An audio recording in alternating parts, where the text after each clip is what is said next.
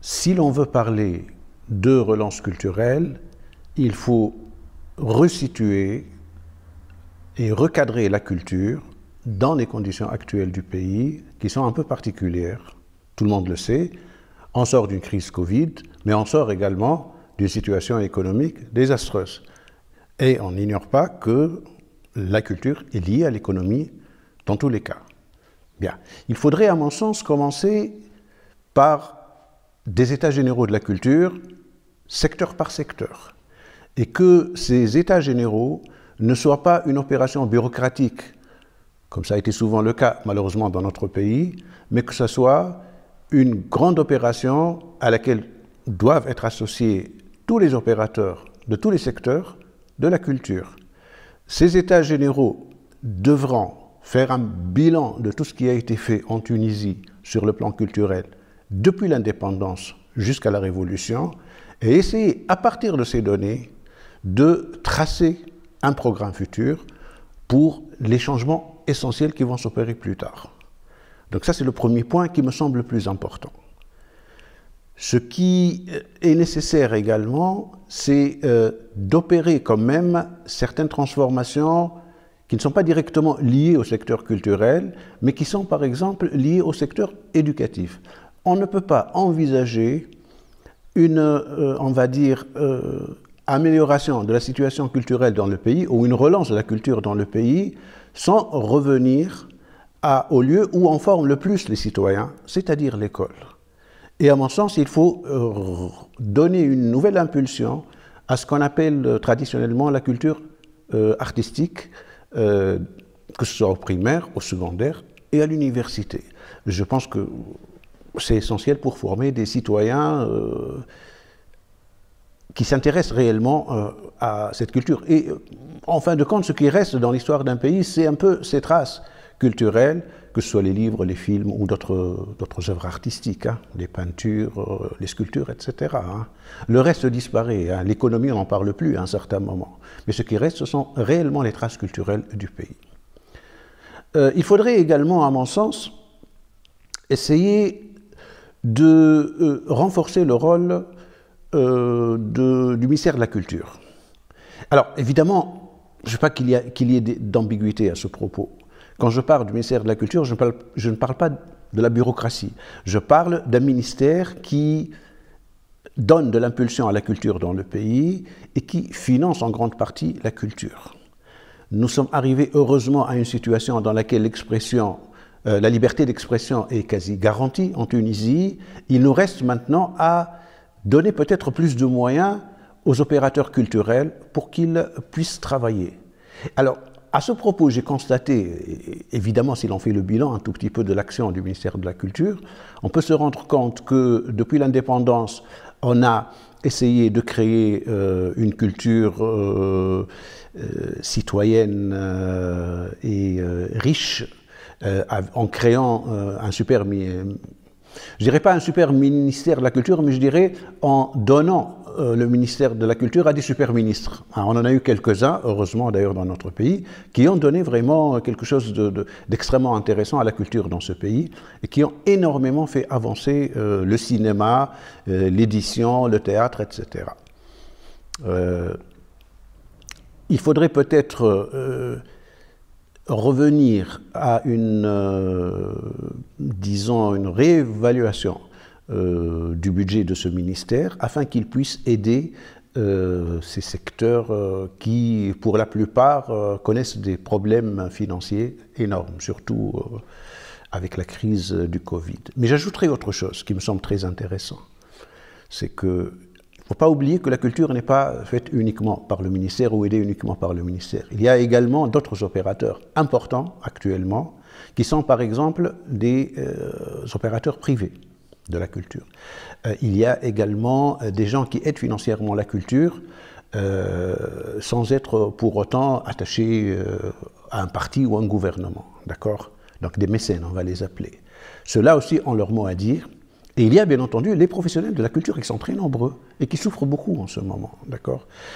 Il faudrait donc peut-être essayer de réfléchir à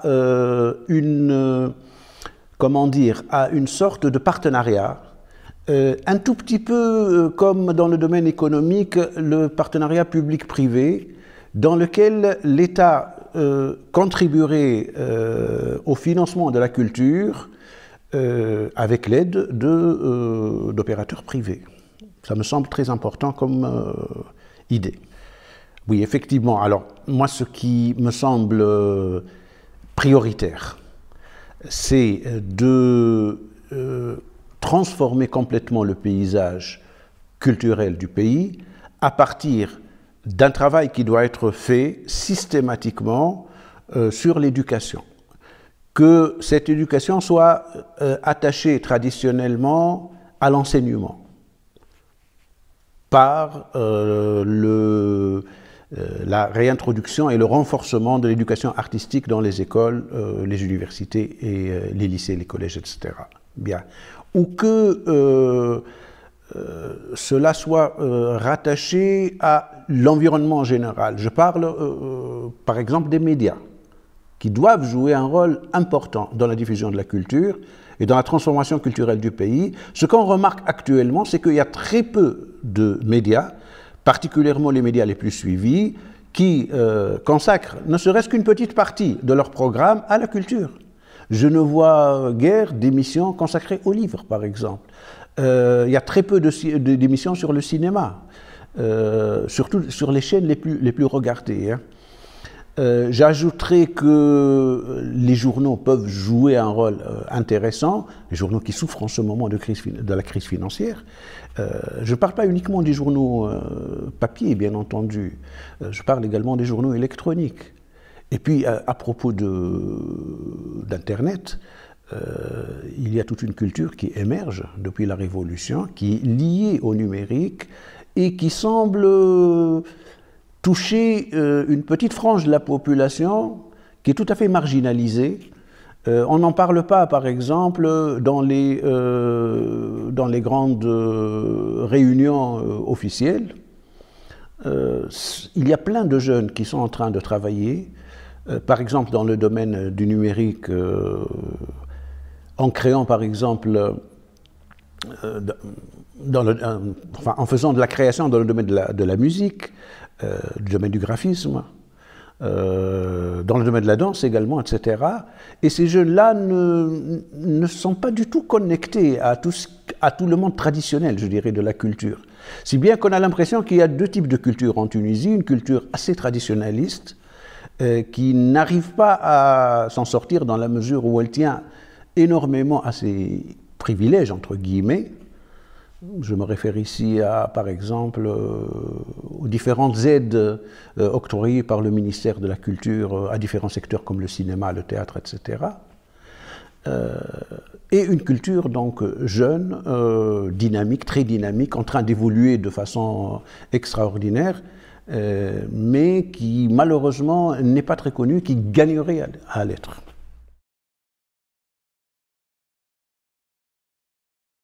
Nous avons hérité de la période des super-ministres tout un réseau culturel important, de maisons de la culture, de bibliothèques publiques, qui sont toujours fonctionnelles d'ailleurs, mais de façon assez, je dirais, bizarre.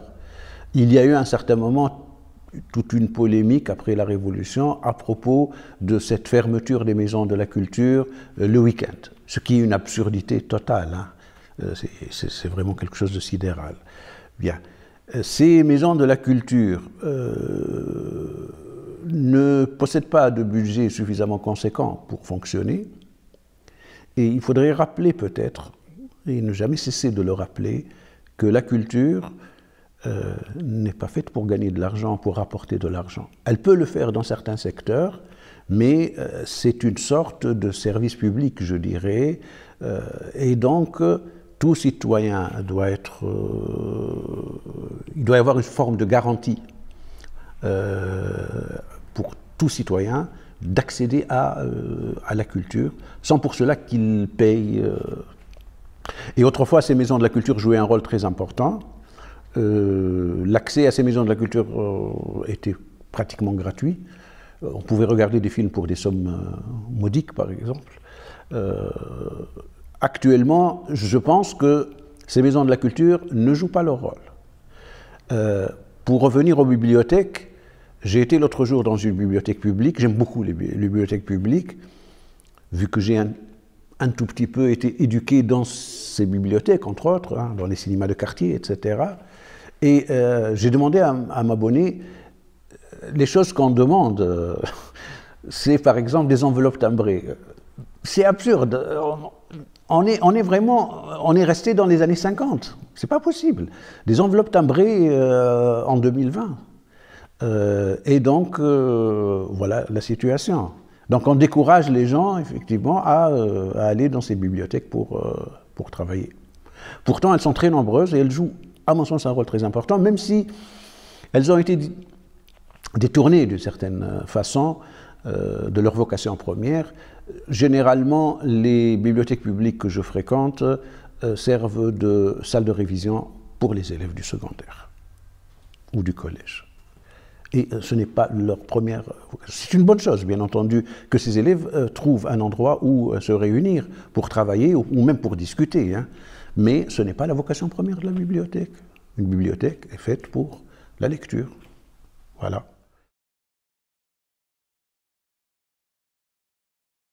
Je suis un tout petit peu l'actualité culturelle et je sais qu'en ce moment, il y a beaucoup de débats autour de cette question du statut de l'artiste, etc. Alors, on a vu plein de cas d'artistes qui, en vieillissant, ont tout perdu pratiquement. Et de temps en temps arrive la mauvaise nouvelle du décès d'un artiste qui était connu, qui était célèbre, mais qui est mort est décédé dans le dénuement total, je dirais. C'est quelque chose qui m'a beaucoup incité à réfléchir. Je pense qu'on devrait considérer que l'artiste est un être qui joue un rôle particulier dans la cité, et l'artiste doit avoir au moins deux choses nécessaires pour sa survie. D'abord, un statut particulier, je dirais peut-être similaire à celui des intermittents du spectacle dans certains pays européens. N'oublions pas que les artistes ne travaillent pas à temps plein et qu'ils ne reçoivent pas, pour la plupart en tout cas, des salaires de l'État. Et donc, en tant que tels, leur travail est aléatoire et souvent ils ont des tas de problèmes. Ajoutons à cela qu'ils sont un peu cigales, hein, donc ça peut effectivement entraîner de temps en temps des petits problèmes de logistique pour eux. Alors, il faudrait donc leur accorder ce statut. Je crois que c'est une nécessité, mais un statut qui tienne compte de cette situation précaire. Le deuxième point qui me semble intéressant, c'est que l'artiste doit au moins bénéficier d'une couverture sociale. Je pense que c'est nécessaire. Un minima vital, je dirais, hein, pour qu'il puisse se faire soigner quand il est malade et pour bénéficier quand même d'une petite, je dirais, pension quand il sortira du circuit culturel et qu'il prendra sa retraite. Quand on ouvre un dictionnaire pour lire la définition d'artiste, il est tout à fait étonnant de remarquer que artiste, le mot artiste s'oppose au mot bourgeois dans les dictionnaires. Bien, ce qui dit tout. L'artiste est un être à part. Il est marginal, mais dans le sens positif du terme. Il est un peu saltimbanque. Et donc, c'est un peu quelqu'un qui ne vit pas comme les autres, mais dont le rôle est essentiel dans la société. Donc, il a un rôle non seulement d'amuseur, au sens noble du terme, je dirais, mais également un rôle de créateur, quelqu'un qui va laisser une trace importante dans le patrimoine du pays, et ça c'est beaucoup plus important que le rôle d'un industriel ou d'un, je dirais, ou même d'un agriculteur. Ben, chacun a son rôle, bien entendu, mais l'artiste a aussi un rôle très important. Et peut-être que le rôle de l'artiste est plus important dans la mesure où il peut être pérenne, il peut donner une forme d'éternité, si vous voulez, à la culture du pays, ou en tout cas une forme de reconnaissance internationale. Bien, c'est aussi un être, c'est aussi un créateur. Et en tant que tel, bien entendu, il a un rôle qui peut être considéré à la fois comme esthétique et moral, je dirais. Hein. Si on va prendre un exemple très très simple qui est connu, c'est celui du théâtre, par exemple. Hein. On sait que depuis que le théâtre existe, les artistes du théâtre assurent et assument, je dirais, un rôle social essentiel.